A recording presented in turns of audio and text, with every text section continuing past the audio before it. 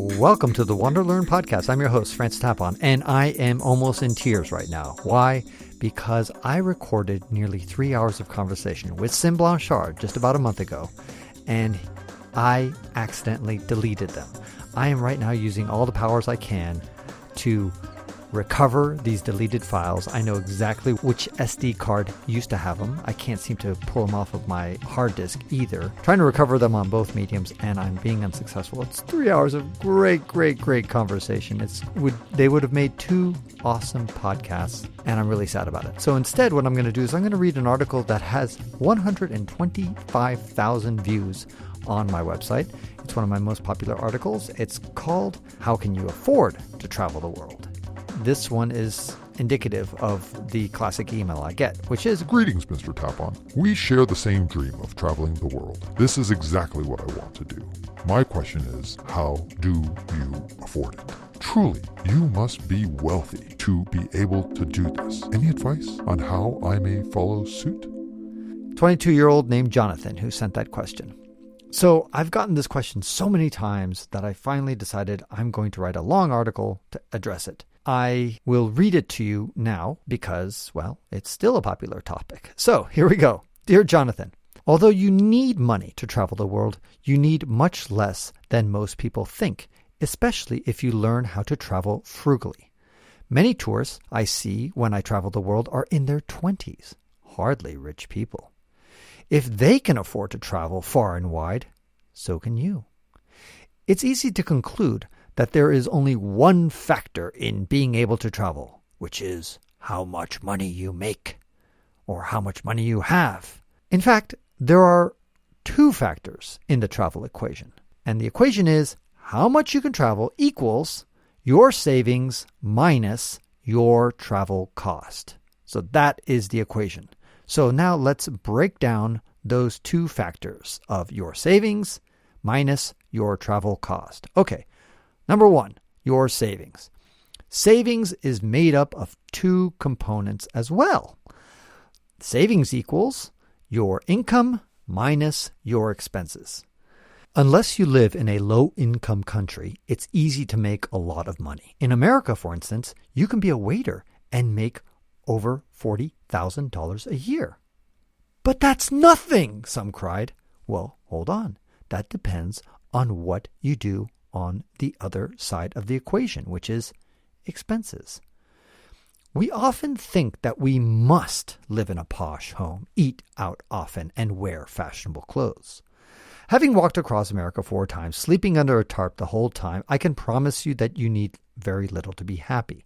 We're all different, but if we learn to reduce our requirements and develop our budgeting skills, then we'll end up with a fortune in the bank. For example, let's say you make $40,000 a year. What if you live with 2 or 3 roommates or family members in a somewhat sketchy part of town? You eat at home, bring your own lunch to work, buy used clothing and you don't buy it often, and you avoid most discretionary expenses. What if you did all that? Well, then you would be able to save a couple $1,000, even if you live in an expensive city like San Francisco, New York, or Oslo, which is the capital of Norway. Now, imagine you make $60,000 a year.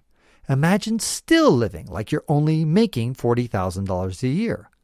Instead of saving $2,000 a year, you'll save $22,000 a year. Okay, a little bit less because you're going to have to pay higher taxes, but you get the idea. Now, unfortunately, most people move up their expenses as soon as their income moves up, and often beforehand too. That's why some of my Harvard Business School classmates are struggling to make ends meet even with their $1 million incomes. I've always lived simply, no matter what my income was. I'm 50 years old now, and I've never owned a couch, a TV, or a chair. A couple of years ago, Amazon sent me a bed and a mattress for free in order to evaluate and write a review. So I guess you can say I finally got my first bed that I actually owned. I didn't pay for it. When I was 48 years old. That's how long it took me to finally own my own bed. And you're probably wondering, how is that possible, Francis? Well, all the places that I rented were already furnished. One place wasn't furnished. I remember it's in San Francisco on top of Potrero Hill. I would sleep on a used futon on the floor, and I used plastic plates and utensils that I washed and reused. So I never had to buy any real metal utensils and plates. Yes, the entire apartment where I lived there was very zen. Just a futon on the floor. It reminds me of Steve Jobs, by the way. He kind of did the same thing. He was so picky about the furniture that he wanted to have that for months or maybe even a year or two, I don't know how long it was, he just had like a lamp and I think some sort of mattress or something on the floor. And that was it. Even though he was Steve Jobs and he was young, but he was making lots of money. Anyway, this is a complete digression. All right. I also lived in 3 crappy neighborhoods in San Francisco. And I'm not encouraging you to live like a monk in a crime-infested neighborhood. I'm simply pointing out that it's yet another major way to save money. We tend to overestimate how much we need to be happy. And we underestimate how much we can save even when we're making a modest income. By the way, right now I am house sitting up in the Trinity Alps of Northern California, west of Redding. It's a beautiful location, and again, I'm not having to pay for this house sit. I am on 28 acres. I've got 3 dogs and a cat that keep me company, and I've got mountains all around me. It's wonderful. I feel like I'm living an extraordinary existence, and I don't have to pay for this wonderful abode. More importantly, I was never sad, bitter, or frustrated when I lived in a humble abode. I loved my life and was thrilled to be living in San Francisco, one of the world's greatest cities. In the Seattle suburbs, I lived without a car while I worked at Microsoft. I rode my bike in the rain, even with 20 kilograms of groceries, and took the not-so-convenient bus when I needed, let's say, to go to Seattle. Meanwhile, co-workers who were making half my salary were driving $50,000 cars that quickly depreciate. These are the same people who ask me how I can afford to travel nonstop. And I think none of my inner city neighbors ever suspected that I was making a 6-figure income. I spent about 5 years living well below my means, saving over 80% of my income, investing it wisely in stocks, and created enough savings to let me pursue my passions, which are traveling, public speaking, personal coaching, and writing. So that's how to save. But to figure out how much you can travel, you need to look at your travel costs. But before we go to travel costs, let's take a quick commercial break to talk about my sponsor. This episode is sponsored by the Athletic Brewing Company, which makes yummy non-alcoholic beer. Now, before you disparage non-alcoholic beer, consider this. During the 2020 International Beer Challenge, the Athletic Brewing Company won Brewer of the Year for North America, and they only make non-alcoholic beer. Enjoy the refreshing taste of craft beer without the alcohol or the hangover or the beer belly. Last year, Athletic Brewing donated over $300,000 to trail restoration projects. With Athletic Brewing, you can even drink and drive. When the cop pulls you over for driving too slowly, you can say, "Dude, I was just chilling, drinking beer." Non-alcoholic beer, that is. Although you can't order beer by mail, you can order non-alcoholic beer by mail. So go to athleticbrewing.com, use the promo code WanderLearn20 to get 20% off your first order. Buy at least 2 6-packs so you can get free shipping. That's WanderLearn20 with no spaces to get 20% off. Your travel costs. You can guess where I'm going to go on this one too. So let's examine what makes up travel costs. Travel costs equal lodging plus food plus transportation plus discretionary spending. So let's look at each of these 4 components. Lodging. Stay in the cheapest place you can tolerate. Although staying at the Ritz is fabulous, most of us travel to see stuff outside the hotel. Fancy hotels encourage you to stay in the hotel. dodgy hotels encourage you to get out. I stayed in a dump in Roatan, Honduras. The shared bathroom smelled like urine, and shower water from the room above leaked onto my bed. So thanks to that crappy room, I got to know Roatan really well. Here are the progressive steps to simple, cheap lodging. Nice hotel is the best option, or the most expensive option. Then we drop down to budget hotel. Then you drop down to hostel, and then you drop down to couch surfing, because remember, couch surfing's not free. You got to give a little bit something to your host. Campground, which actually might be the same as a couch surfing. And then finally, stealth camping, which is literally free. Unless you get caught by the police and they fine you, and then it's going to be a little expensive. Everyone has their own tolerance level. I'm just encouraging you to push your limits. Experiment. For example, after backpacking the Appalachian Trail, I didn't mind stealth camping in city parks in Eastern Europe. I've even stealth camped in Rome. I didn't do it everywhere, but wherever I did it, my lodging costs were zero. If not, hostels often cost under $20 per person, which is only about $600 a month, which is cheaper than the rents of many expensive cities. Number 2, which is food. Well, it's the same concept as lodging.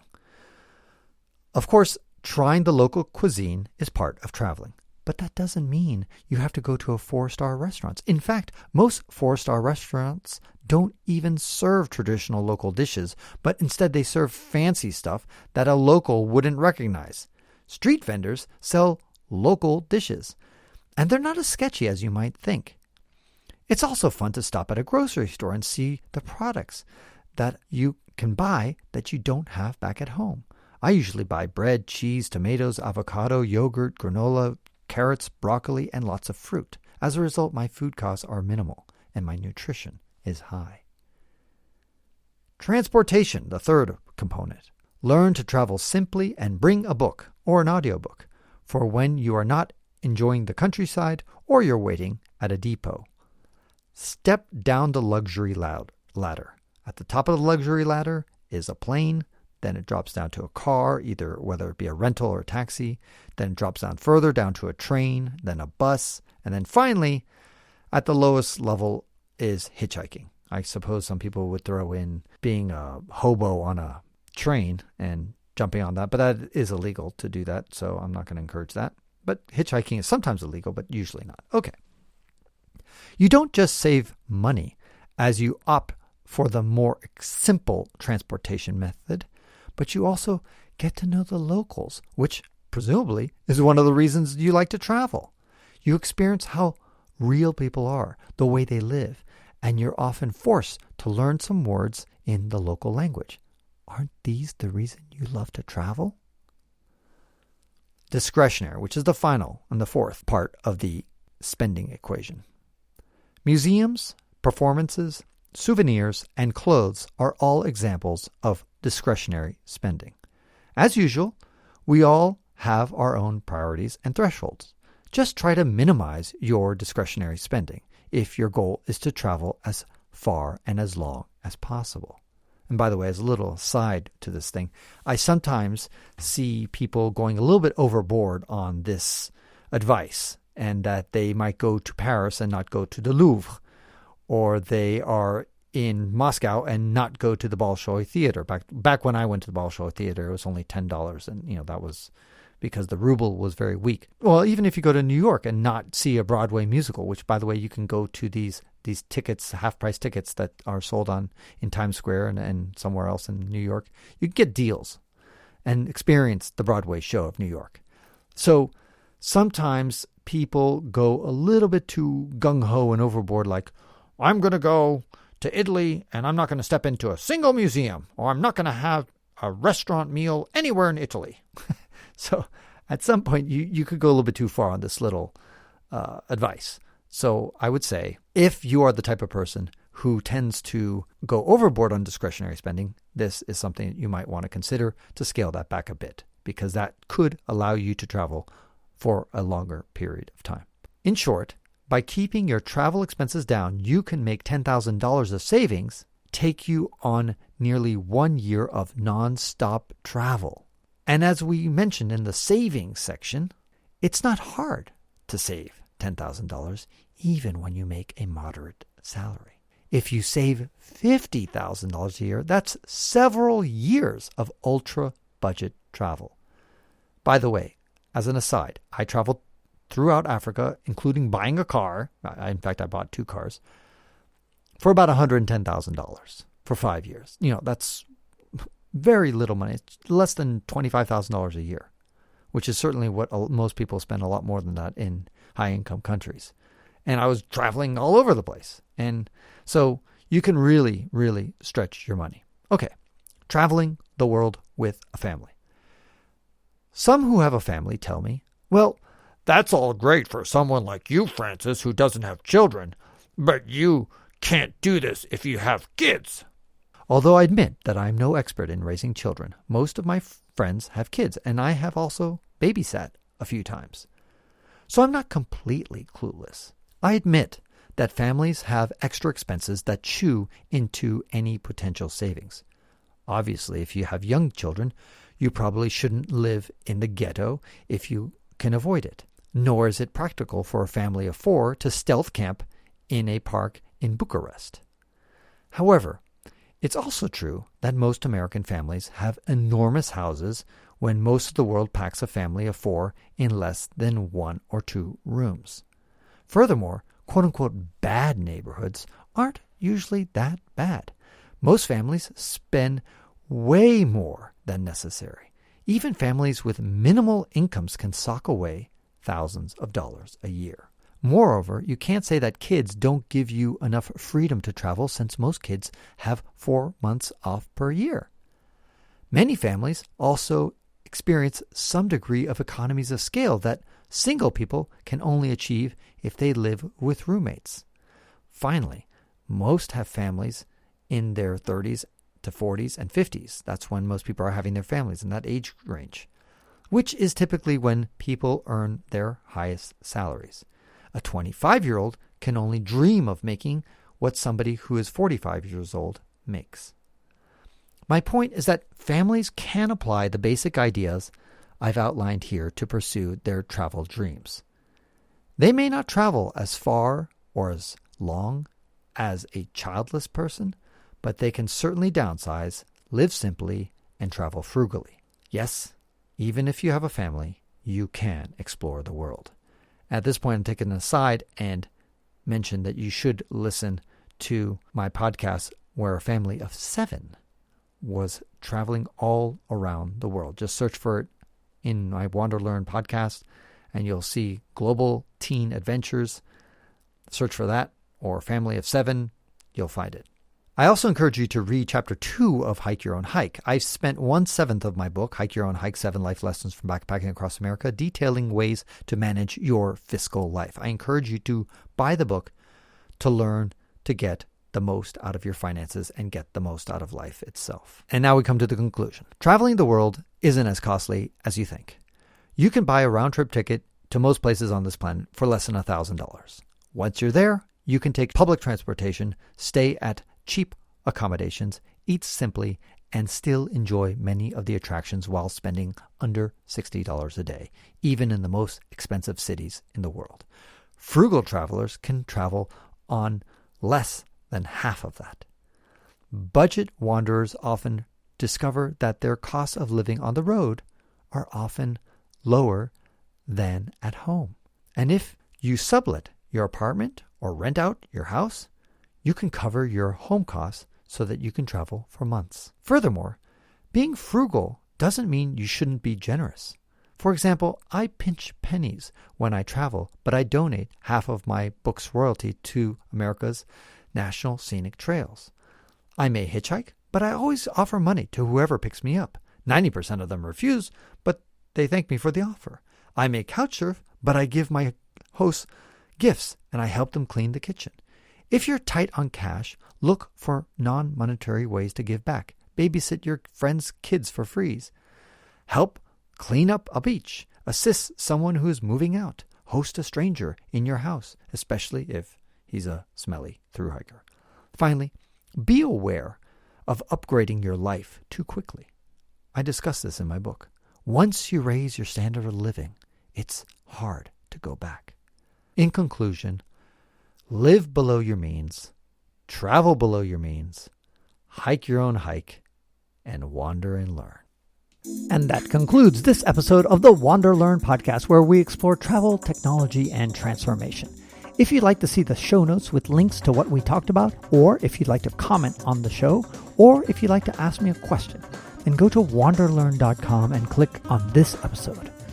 If you'd like to connect with me, just remember ftapon. That's my first initial and my last name. ftapon is the username I use on all social media. You can also get to my website by going to ftapon.com. And here's one last reason to remember ftapon. If you like what I do and would like to get rewarded for supporting my projects, then go to patreon.com/ftapon. That's where you can pick up some remarkable rewards for as little as $2 a month. And now for 5 quick favors.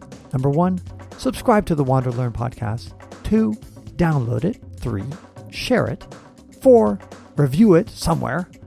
And 5, sign up for my newsletter at WanderLearn.com. Our theme music was composed by Eric Stratman. This is Francis Tapon, encouraging you to wander and learn.